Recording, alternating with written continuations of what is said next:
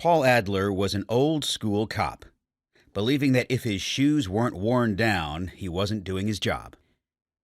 Paul had been a cop for years, from San Francisco to Seattle, and then back down I-5 to Portland, with over 3 decades of law enforcement experience. Eventually, he ended up in Eugene as a detective, until retirement came to him suddenly and without the normal planning that should go into such an event. Like saving a little extra money. Officially, he was on extended unpaid administrative leave.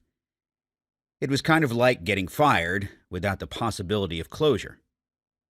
Still, he knew that going back would be a painful prospect, so that wasn't likely to happen anytime soon.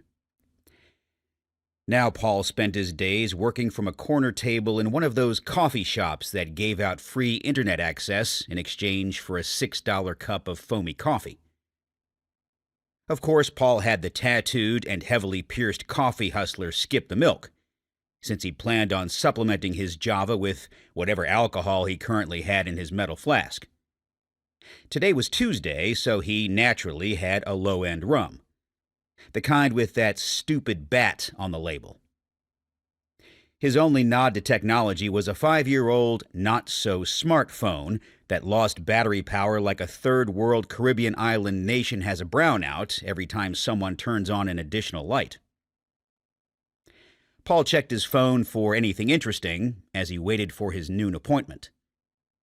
Someone had actually found his website and needed his services as a private investigator. Looking at his reflection in his phone, he wondered who in the hell that old guy was staring back at him. He had not only gained a few pounds, a miracle in itself since he didn't eat much anymore, but his heavily creased and wrinkled face made him look 70 instead of 55. Hell, he wasn't sure if he'd make it to 65 at his current pace of consumption and sedentary tendencies. Social Security was a pipe dream thought up by actuaries who figured the average American would start collecting money about the time they took their final dirt nap. And now he waited for a woman he had background checked briefly after she left Paul an email saying she needed his services. What kind of services? That's what he needed to find out.